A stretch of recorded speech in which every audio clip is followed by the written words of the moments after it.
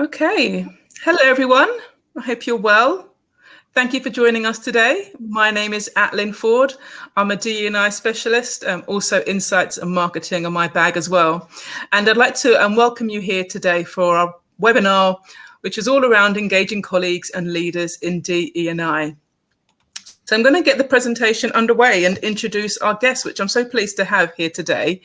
So we have Hannah Sutcliffe, who is the co-founder and COO of Moonhub, and Richard Rowntree from Paragon Bank, who's the MD there.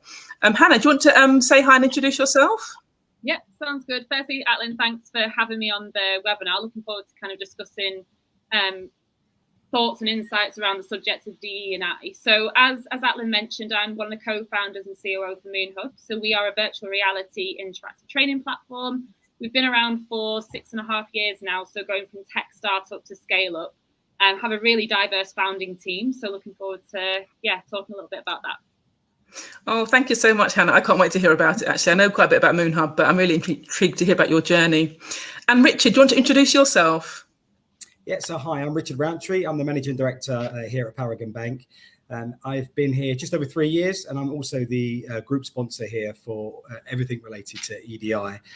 Been in and around the mortgage industry for too many years to mention, worked across mid-tiers, specialists, big banks, building societies, so know many people across our industry, and thank you for the invite here today.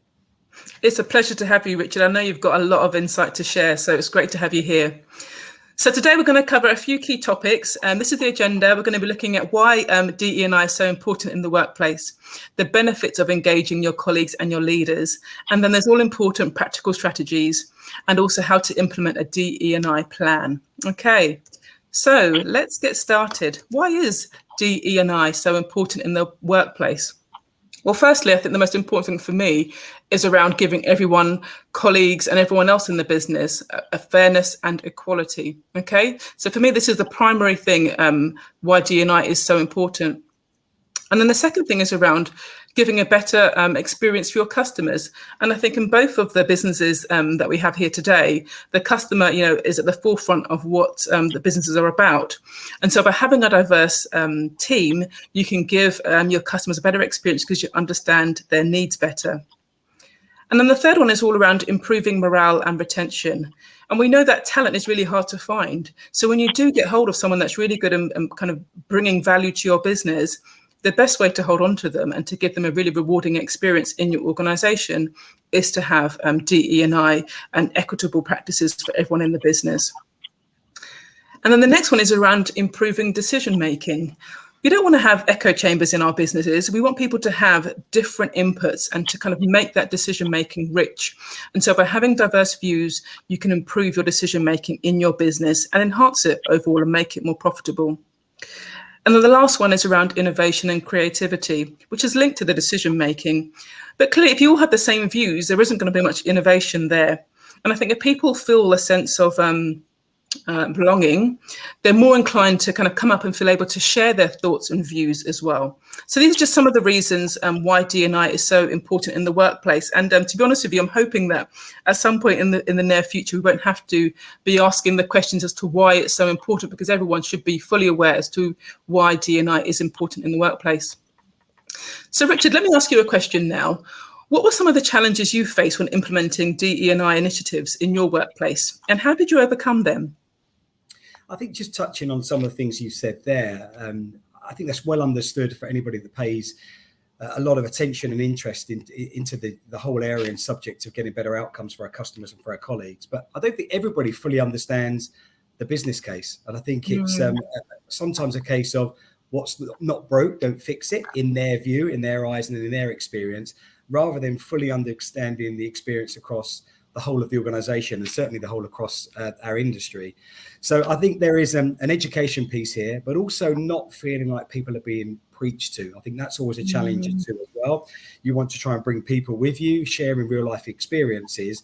And in terms of bringing this to life, we certainly found that we had much better engagement if we could do that from people that could share real life experiences within the organization in an environment that was encouraged and shared in a way that people could just absorb that in a way of engaging with subjects they're not really familiar with. And I think that really helped raised the level of understanding, and also it clearly showed some shortcomings in terms of things we need to get better at.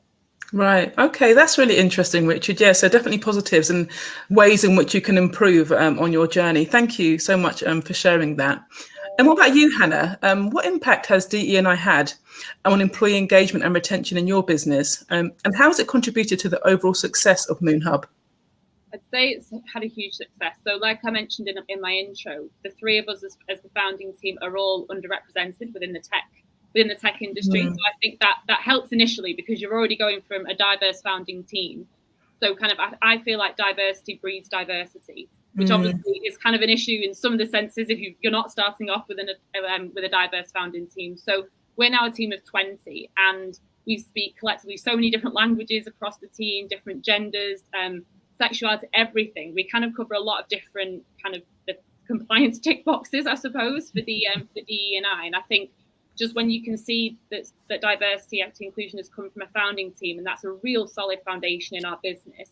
The three of us, when we created Moonhub, knew that we wanted it. We called it Moonhub to be a hub of innovation for the future. So it kind of included everybody. It included everyone's different thoughts, insights. And I think from having a very diverse team as a whole, you kind of what you were saying before, Atlyn, you really get to experience so many different points of view, so many different experiences. You can kind of touch upon all of that, both as an internal development of the team, but also our products and how to deal with different customers on the external side of things. So we've been able to kind of bring all of those different ideas and experiences together and create a more inclusive environment moving forward. Yeah, thank you, Hannah. I mean, that's, again, I know a little bit about Moonhub, but that is one of the things that I do recall, that it was a very diverse founding team, but also how innovative it is. You know, as a tech business, you definitely represent those key things within your brand. So it's great to see that they're really working well for you. So thanks so much for sharing that. And hi, I see someone posting in the chat there. Yeah, please do feel free to post questions in the chat and to communicate there. We will have a question session towards the end. So please feel free to use that chat functionality. Okay, so moving on then. So why is engagement important? So we spoke about why DE&I is important, but why is engagement important? And I think the first one really is that it demonstrates your commitment to DE&I. Now, I think, the way things stand, we all know that DE&I is the right thing to do.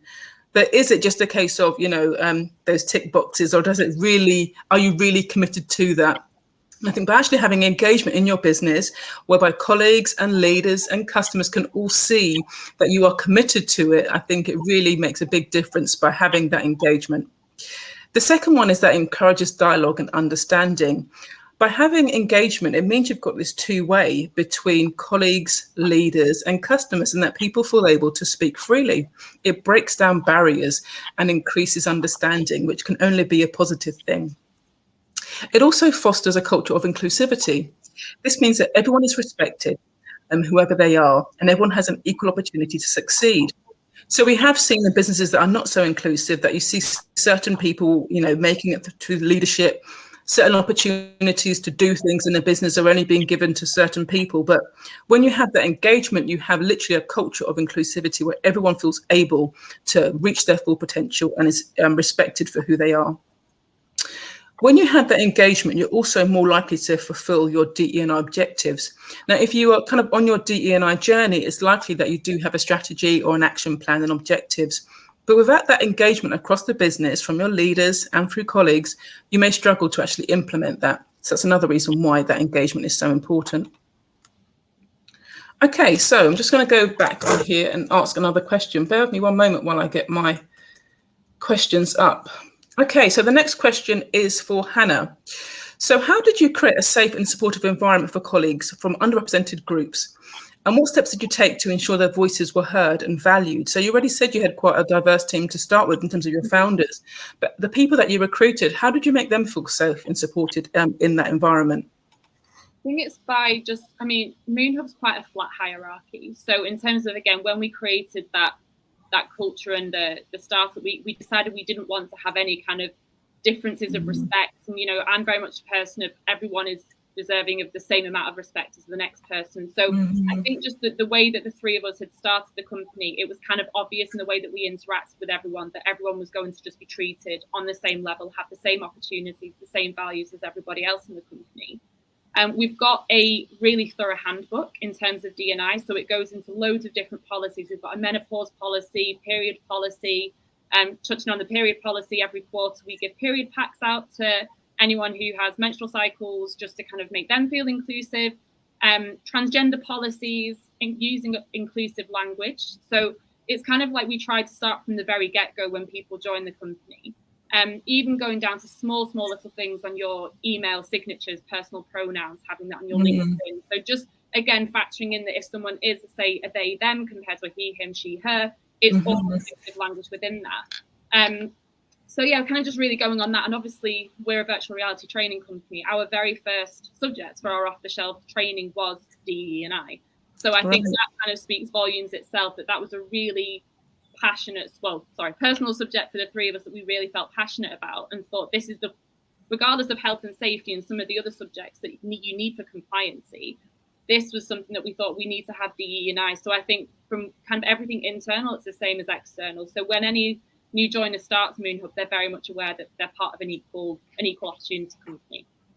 Yeah, that's so good to hear, Hannah. I do feel from what you've said, it sounds like DE&I is literally an integral part of your culture and your business. And I think, others who are on the journey, it takes time to get to that point where it feels natural, but it's great to hear that it is so ingrained in everything that you're doing. So thanks so much for sharing that. Okay, but what about your leaders? What strategies can be used to engage the senior leaders in your organizations? This is really important because without the leadership on side, it can be quite difficult to ingrain it into the business, like Hannah just mentioned.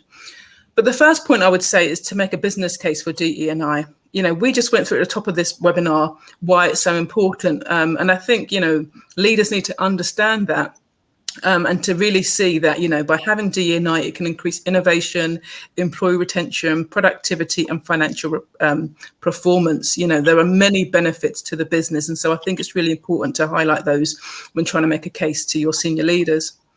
The second one would be to engage executive sponsors. And I've been really lucky that within Pepper Money, we have got some really good executive sponsors who've been very supportive and helped us to really move the dial with DE&I.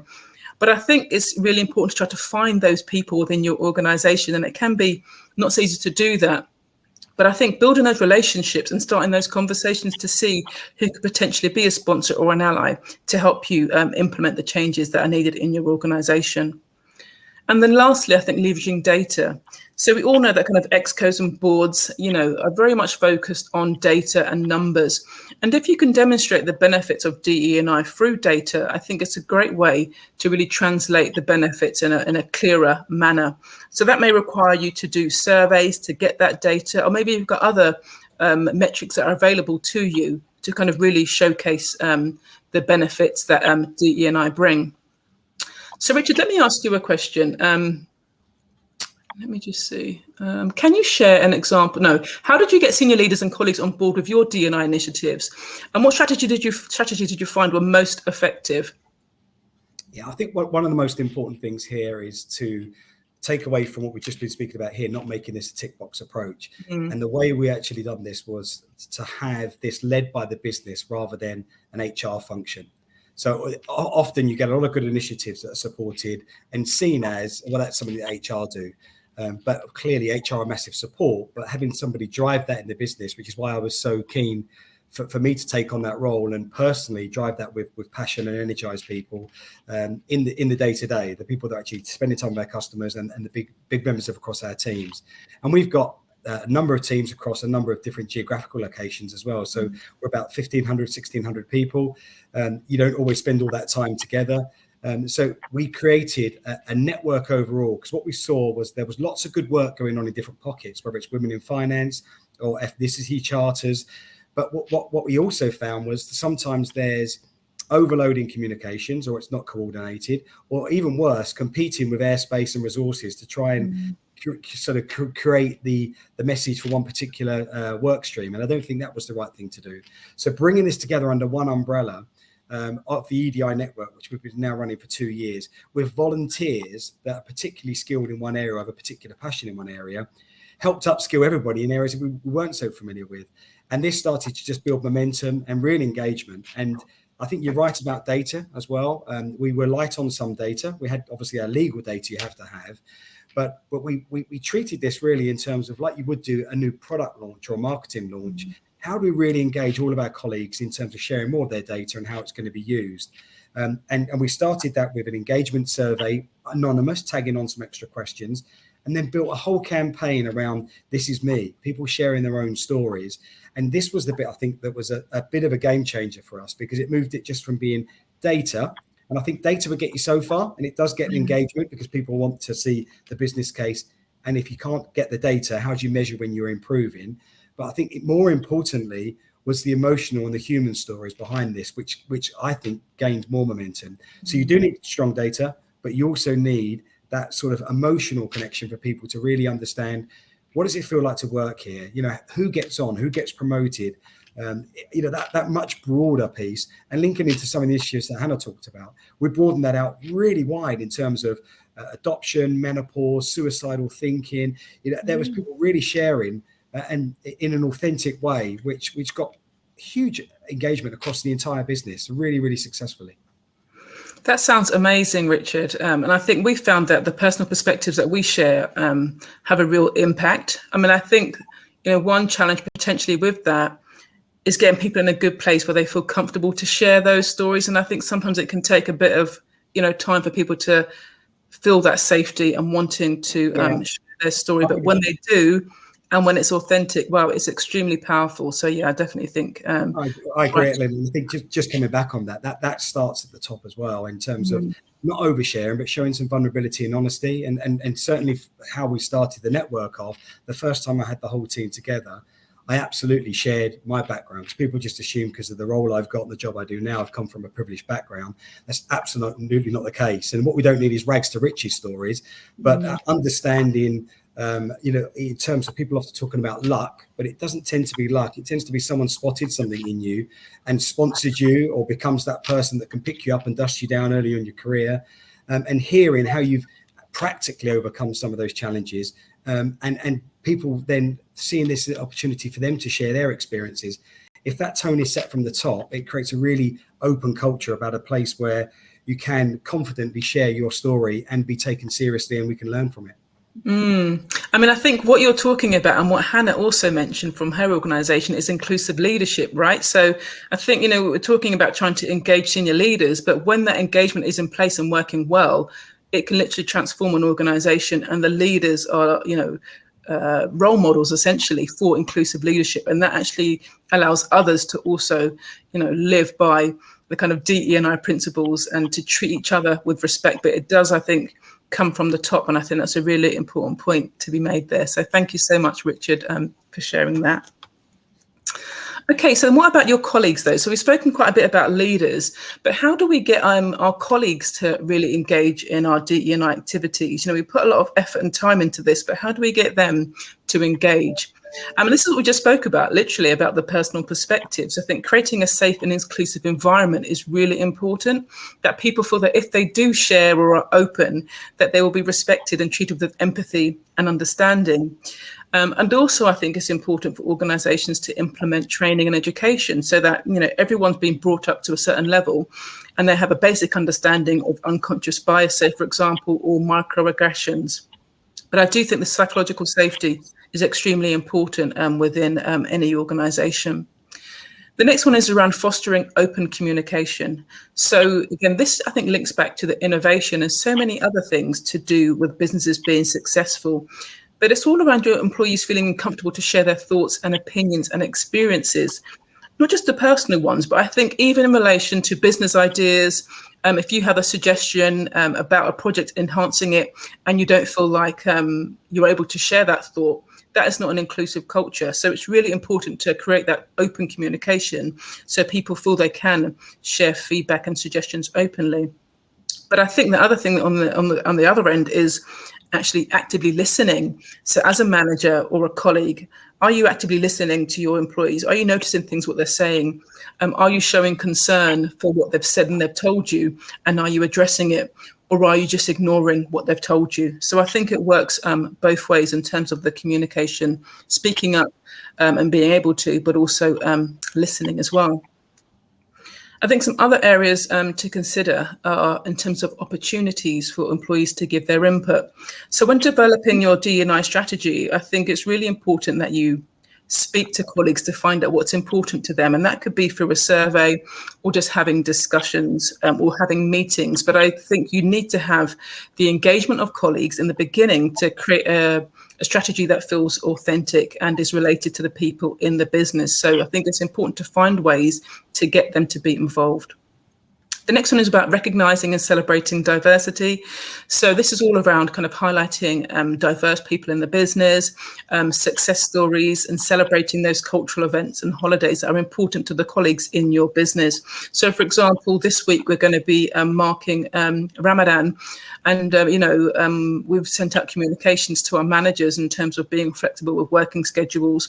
And if people are fasting, being conscious that their energy levels may not be the same as they would be if they weren't fasting. So I think these are all things in terms of recognizing and celebrating diversity in an organization can help to build engagement.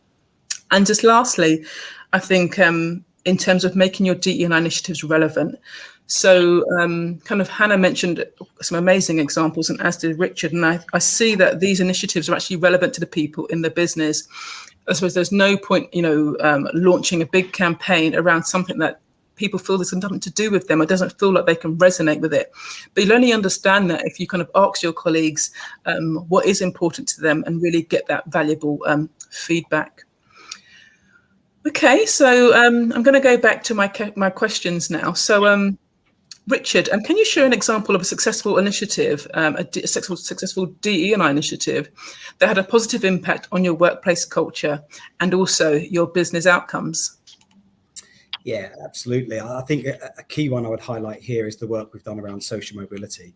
And social mobility is important because there are whole layers here of intersectionality. I think it goes right the way through, and not a word I particularly like. I like to sort of more golden thread that links this together. But one of the things that's particularly worked well for us is it did capture the imagination internally. And coming back to assumptions that are made, it was from speaking to people around the business. Initially, it was a view, well, yeah, it's interesting, but Paragon wouldn't really be something that would really lead on this. Well, that's absolutely not the truth. I took this straight to the top to get support from the exec and the board on this. And we're now proud members of Progress Together, which is a membership body for driving progression of social mobility. So I think we've done a lot about bringing more people into our industry, but actually they don't tend to stay. They don't see a lot of people like them or don't have role models in the business or get stuck somewhere and leave pretty quickly. So this is about how do we progress people through that business. But also linked to that, what we did do is we needed to understand more about our colleagues. So the data exercise in terms of, we had no data in terms of people's life chances are, the key question that benchmarks this globally is your parental occupation at 14. Sets out your life chances in terms of if you have a professional background. 89% of people in financial services, senior management roles have come from a professional background. But then if you take this element of sort of intersectionality into that, if you then add the layer of female and from ethnic minorities, it's 1%. So there's so much work we've still got to go at here. So as I say, we're proud members of that. But and one of the things I would say, and I'm happy to share this afterwards, Atlyn, is there's lots of information in terms of Progress Together, the great work they're doing. And the good thing around this for all the EDI work is it's not something we're competing with. It's somebody that's doing something well and that's worked for them. I'm really keen to share it with other organizations that maybe are on a bit more of a learning curve. You can pick up these case studies and not make the same mistakes, or just turbocharge your efforts actually by using all the good stuff that's worked elsewhere. And in terms of collecting data, we've gone from having zero data to 80% of our staff now updating their profiles on our core HR systems in terms of their diversity data. And as I say, I'm happy to share anything that helps others start to get to that level of understanding as to who's getting on in the organization, who you're recruiting, who's promoted. It's a fantastic opportunity for us. So something we're not there yet, but we've made really, really good progress with. I think that's great, actually, Richard. And I think sharing best practice amongst organisations is a great way to progress, and obviously having sessions like this as well. So no, thank you for sharing. That sounds great. And then Tricia, thank you in the comments for talking about allyship. We haven't mentioned that much, but I think allyship is also a really key factor in terms of creating engagement when people feel safe, if they know that others in the organization have got their back, as well as leaders and people on the same level as them. So that's a great point. And please do continue to post comments in the chat. That was really great to see that. So thank you. So coming on to Hannah then, can you share any advice for organizations that are just starting out on their DE&I journey and looking to create a more diverse, equitable and inclusive workplace? Yeah, of course. I'd say, obviously, it is easy when you're starting the organisation yourselves because you're setting the foundations. But I think for larger organisations, it's all about the education and open conversations. So not just standard e-learning, not just like, oh, let's sit in the classroom and talk about the subject, but really having a whole blended learning approach to everything. So without banging on about virtual reality, including whether it's immersive tech, including webinars, including a bit of classroom-based training. You need everything to be able to kind of get a 360, pardon the pun, experience and understanding of DE&I. And I think, you know, as we've all spoken about so far, it's really on that communication piece. And as Richard said, like sharing those stories, really putting in a personal aspect into it. For me, a lot of the DE&I issues can be quite subtle. So unconscious biases are quite subtle, whether, you know, I've got many different examples that I could share. But just talking about a couple of those might make another, say, female in the business think, oh, yeah, I've actually had that. I didn't know that was a problem. That's just the norm. So it's kind of really just having that kind of open engagement. And I think also just encouraging your team to attend webinars, to attend virtual sessions where they can learn more and not just have it seen from inside your business and see that it is a real kind of topic that needs to be spoken about. We're fortunate in the sense that where we're currently based at the moment in Plexel is a co-working office space, and we've got a women in business lunch meeting where, you know, several women founders and other people within the organization all meet together on a regular basis. We've got a queer East, we've got LGBTQ friendly socials, well-being, so everything that kind of can really put those conversations at the heart, whether it's panel discussions, whether it's just open lunches for people to share their experiences. So I think really kind of doing some research into where your office is currently based, or if you're a virtual remote organization, and looking at what you can kind of invite your staff to attend, just to kind of open the eyes and then start having follow-up sessions on discussing what you've learned. Yeah, thank you so much, Hannah. I do think it's important. And what I just thought about with both what you and Richard were saying was about spotting talent and making other people feel confident and empowering them. Because quite often, you know, it may not necessarily be what's happening in the environment where they're based now, but things could have happened in their previous lives, you know, which may have dampened their confidence. So I do think, you know, we all have a role to play to support others to kind of reach their full potential. And so I think what you're saying there really does make a big difference. So thank you. And thank you, Tricia and Edwin, for your comments in the chat there. We'll definitely come back to those shortly, but some really great pointers. So if you're watching, do have a look in the chat, because there's some really good insights coming from there as well.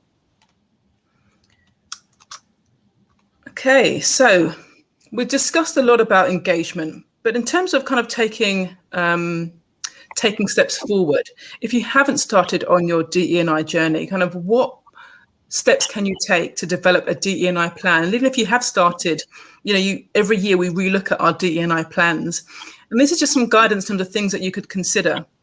So I think doing some surveying or doing an assessment to identify your blind spots, essentially, but also your strengths, kind of where are we strong? Who do we have in our business? But in fact, who do we not have in our business? I think before you can develop any DE&I plan, you really need to have a good understanding of what's happening in your organization, because this will help you set the direction for what needs to happen and really be at the heart of having an effective, authentic plan going forward. I think the other important thing is setting goals. So once you've assessed kind of what's happening in your organization, what does success look like? You know, what are the measurables which will help us to determine this? And I think when we first started on our DE&I journey, we never had this really pinned down, but now it's really an integral part of our planning, because we want people to say at the end of the year, this is what we set out to do. This is how we were going to measure it. And we can see we've met that goal. We've completed it. Or in fact, we need to do a bit more. We didn't quite meet the objective. We didn't quite meet that success measure. You know, what does it look like when you've completed that goal? And then creating an action plan. Okay, so develop action points and things, initiatives to do to deliver the goal. So obviously you have your vision, but how do you get there? You need to have individual initiatives to help you to reach those goals. Also engaging your stakeholders at all levels in the business. And I really think it's important to have a good mix of people that are involved in developing that DE&I plan. Within our DE&I committee, we have executive sponsors, but we have people from across different teams. And that gives you the diversity of thought, but also the diversity of people that can bring and share their lived experiences in the development of your plans. Integrate D&I into business processes. So again, this is something that we're really working towards now. You know, as a mortgage lender, how can we incorporate D&I into all of our business processes? People often think about recruitment as kind of a key starting point, and it is really important. But there are other processes in terms of maybe how you engage with your customers, maybe the language that you use within your documentation, within your organization. And so I really think it's important for, like we're saying to Hannah, how do you get D&I to be at the heart of it? And the way to do that is to implement it within your business strategy and in your processes. And the last thing here I've just got down really in terms of developing that plan is to think about how you monitor and evaluate your progress. I think, you know, when you've kind of completed your DE&I plan for the year, whenever that may be, to do a playback. I think the people in the organisation would love to hear about the successes and the wins, but also what your plans are for the coming year. So I think that monitoring and evaluation is really important, I think, for colleagues, but also for your stakeholders and your board. So those were my thoughts and suggestions. It would be great to kind of go back to the questions again. And maybe, Hannah, what do you see as the biggest challenge facing organisations in terms of DE&I and how they can overcome it? It's a big question there, but what are your thoughts? I'd say it's kind of those unconscious biases. So if we kind of really get into the nitty-gritty of DEI and the unconscious biases, the microaggressions, I think some people have a resistance to acknowledge.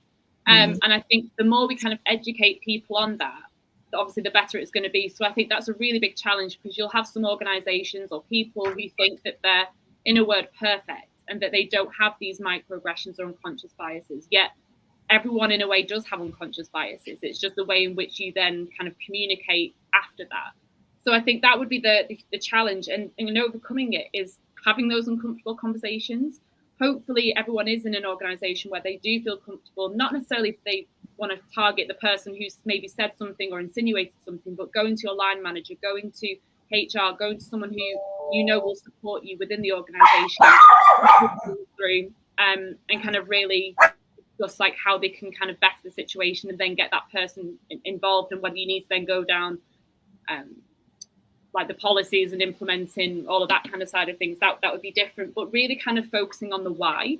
So why did that person find something uncomfortable? How could they be more inclusive within the environment? And as you said, Atlyn, just making sure that everyone within the organization is involved within that and is able to kind of say, okay, well, I've experienced X, Y, Z in previous companies. I think we need to have a focus on this or that, and really kind of look at what does DEI mean to everyone, because everyone's going to have a different definition of it.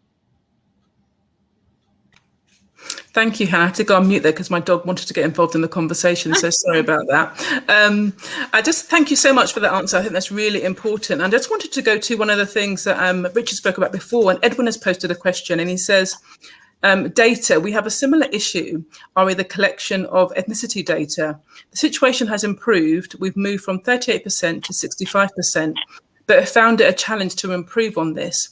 What would Richard suggest we do to boost the percentage even further? So we'll put you on the spotlight, on the spot there, Richard. Any thoughts around how you can increase the level of data that you have? Yeah, well, separately, as I said, I'd love to share the full case study in terms of how we've done this, but we recognise that just asking people for data is not going to get you where you need to get to. We treated it almost as if we were going to launch a new product or a marketing strategy, and this took 6 months in planning in terms of warming people up to understand why it's important, and then we put a whole brand around this. This was the This Is Me campaign that we launched. There was a whole load of communication tools, videos, listening circles, branding, desktop takeovers, reminders, a whole piece around this in terms of why this was important, and linked it in with the engagements annual survey before we asked people to complete. But as I say, it would take too long to go through all the detail here today, but we've got this because it has been so successful to go from practically a zero position start to get to 80% of our colleagues now completed their full profile. This has been very, very successful. So we've still got work to do on those 20%. But yeah, very happy to share more detail. But I would say certainly don't treat it as a data collection exercise. You need to really sell the story in terms of what's the narrative as to why this is important and how this will play to giving people a bigger share of voice and understanding and contribution to the strategy of the organization overall. So it's it's not easy, but there's lots of firms that have made good progress on this. Yeah, that's brilliant, Richard. I mean, I have to agree. I mean, I do have a marketing background, and I think it's been so beneficial in terms of kind of that engagement, because I think I approach each of our D&I initiatives from a marketing perspective, like launching a campaign, like you said. And one of the things that we did actually for our sentiment survey, which worked really well, was that we pegged it to a charity. We actually chose a Trussell Trust, and it was just around the Christmas time. And obviously, people were very focused on people having access to food. But for every survey completed, we made a donation. So there was a kind of a bigger cause and a bigger reason as to why people should complete it. And at the end of it, we made quite a large donation. We're able to get 86% of colleagues to complete that survey by having that charity donation. I'm sure helped to kind of crystallize the mind, as well as obviously helping the organization internally. So I think, getting that creative thought process in place in terms of how you can get people on side could also be really beneficial. So Edwin, I hope you found that useful. And as I said, please reach out to Richard. I'm sure he'll be able to assist further with that. So let's just kind of get to one of the last questions here. So Richard, back to you again. How do you see DE&I evolving in the future? And what role do you think organisations will play in driving progress towards a more equitable and inclusive society? Yeah, I think there's been decent progress in the last couple of years, and it's accelerating and building pace. I think the future will dictate those firms and separate those that actually embed this fully into their culture and become a real pool for talent and employees. And you're starting to see that already. If we think about some of the grad programs or apprenticeship programs, the questions we get back already before you've even joined the organization, the generational expectation is changing. And if you do not deliver this, people will vote with their feet, and they'll join organizations that do create the conditions where you can help people reach their potential. So I think talking about whether this is the right thing to do, it's almost irrelevant. This is coming, this is changing, and don't wait to be dragged there by regulators. This is the right thing to do, and it's going to create you being that talent pool and an opportunity to bring the brightest talent to and wider talent in our communities. There's so much talent in our communities that we don't tap into because it's not the traditional route into, especially in financial services. It's a real opportunity to look outside where you'd normally go for your recruitment. And as I say, it's not just about those coming in at entry-level roles. Who's getting on, who's getting progressed, who's getting to work on the really exciting stretch projects. That's where, from our perspective, our networks have a view over the top of that to make sure it's equitable. Yeah, I think that's a great point, Richard. That's what we were just talking about just prior to the webinar starting, in terms of maybe being more proactive in terms of our recruitment and attracting new talent. We often review our kind of processes for recruiting and, think it's open. But again, if you do that assessment and see if there are blind spots, are there kind of pockets of the community that we're not attracting? And in fact, rather than just, saying the door's open, please step in, can we actively go out and try to recruit those people and get them into organisations? So thank you for sharing that. I think the future is looking very bright if we all kind of get on board with this DE&I. So now we're going to open up to questions. We've had a few in the chat already, but please don't feel shy. You can either, I think you can come on live, or you can just post the comments in the chat box. So would anyone else like to ask any questions? We've got another kind of 5 minutes left to go. So it'd be great to kind of get a bit of a conversation going and to pose those questions in the chat. Tricia, did you want to ask any questions? You've posted some really helpful points here, so I really appreciate that. But did you have any questions you'd like to ask the panel at all?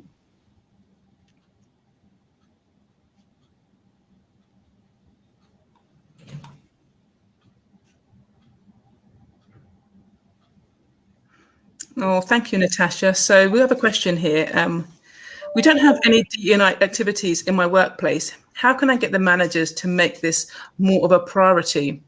So if basically there's not really much happening, how would an individual colleague who works in the organisation kind of encourage their managers to make DE&I more of a priority in their business?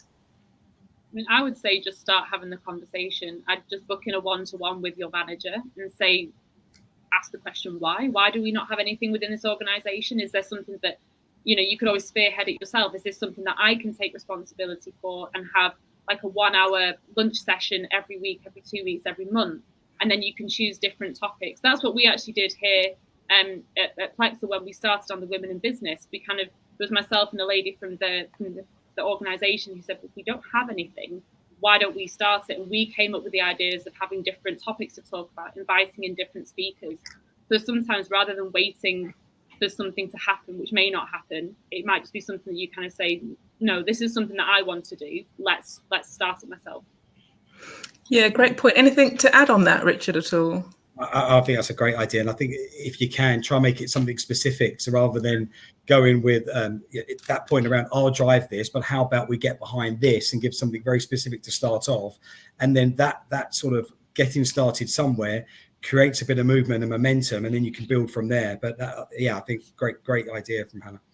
Yeah, great. I mean, I think it's just important to know. I think the point that Tricia made earlier about allyship is really important, because what I've seen quite often is that it's minority groups or minority individuals that often put their hand up to say, can we do something here? And then they get burdened with having to implement change within their organizations. And so I think it's something to be really cautious of, that it's not just the minorities within the business that are having to do all the work. I think, it's really important for there to be allyship and for others to be really doing some of the work to move the dial as well. So I do definitely believe in putting your hand up and seeing what you can do. But I definitely think those individuals, especially if they are from minority groups, need to be supported in their efforts. Okay, so we have another question in the chat here. Tricia's asking, does anyone use diverse reverse mentoring? So we know about mentoring, Richard, and I know you've spoken about this before, actually. Do you have any thoughts on reverse mentoring and the benefits that can bring? Yeah, I think it can be incredibly powerful. And we've taken a little bit further than that in terms of, rather than just one-on-one, we've now got the exec running a number of listening circles. And with a very strict remit to say, do not go in there with action plans, solutions, and the rest of it. Your job is to go in and listen and understand. And that's quite difficult for some people that are very action orientated and want to fix everything. And it's been incredibly powerful. So it's set an expectation in terms of, what are you going to do now you've listened? So that's good. But you're not trying to solve things there. You're just trying to understand and empathize and see things through other people's eyes. Brilliant, actually. Thank you so much for sharing that. I think we are looking at doing mentoring, but I think I'm going to make contact with you, Richard, because I think there's it's quite a big ask really to set up a whole mentoring program. And so if there's an existing programs already available that we can kind of bolt onto to make the process easier, I think that could be a way for organizations to get the benefits of mentoring or reverse mentoring without necessarily having to implement all the processes, which can be quite daunting and off-putting. So thank you for sharing that. And then one last question before we close out from Tricia. How do they measure diversity in the organizations without having activities? Oh, this is to Natasha. Okay, but Natasha was the one who said you didn't have anything. I'm not sure about that question, to be honest with you. Especially as we can't, I don't think the people who've posed the questions can answer unless it's going to be in the group chat. So any other last questions before we close out and say our thank yous to everyone for joining us?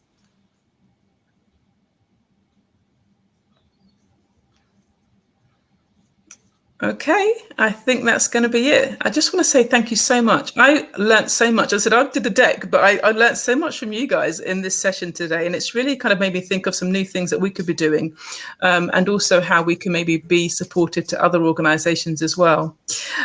So Natasha has posted a reply to Tricia, so thank you. Any closing comments from you, Richard? Oh, well, thank you for the invite. And as I say, there is still lots to do here, but lots of great work going on. So anybody who wants any follow-up, I'm sure for Atlyn, or we can make that happen in terms of follow-up for anybody who didn't get a chance to ask a question or didn't want to post it publicly today. Yeah, thank you so much. And Hannah, what about you? Someone's asking about the period and menopause policy and what these look like. So I don't know, again, if we're able to maybe share something online about that at some point after the session as well, if you're happy to share, Hannah. Yeah, of course, I can send that over. I've actually had a couple of organisations way prior to this, as soon as I posted about it on LinkedIn, asking what it looked like and what it entailed. So yeah, feel free. I've just got one final comment just with what you mentioned before, Atlyn, about like the hiring process and things. Use your local councils. We've hired 2 incredible apprentices through Hackney Council, and they've now, they started with us as interns and have now joined us as apprentices. Our head of marketing was originally an intern, Then he started as an intern. Then he's taken on the marketing, and now he's head of marketing. So I'd say, kind of explore different options. You don't have to go down the recruiter thing, because also not everyone from different backgrounds is going to be aware of all of these different recruitment companies. So utilize a variety of different job platforms for that, and really that will also help open the DEI recruitment side of things. But thank you so much for the opportunity to talk about it. It's been great discussion actually. Oh, thank you so much, Hannah. And I think, we've got some other people asking about students as well. So I think what you just mentioned is really important, because how do students kind of come up and get into these roles? And I think maybe for them also to look at kind of diverse opportunities to get into the workplace, maybe looking at their councils and everything else. So I really appreciate all the tips. And, again, a big thanks to all the people who listened and posted comments. I really appreciate that. So I wish everyone a great afternoon. And please do feel free to contact Richard or Hannah on LinkedIn, or any of the people who are in the chat. I think Trisha's also offered, she works for GlaxoSmithKline, I believe, and D&I. So I think Trisha's offered to offer some guidance and support as well. So lots of avenues to be supporting each other and sharing best practice. So thanks again, everyone. Take care and have a wonderful afternoon. Bye-bye now. Thank you. Bye.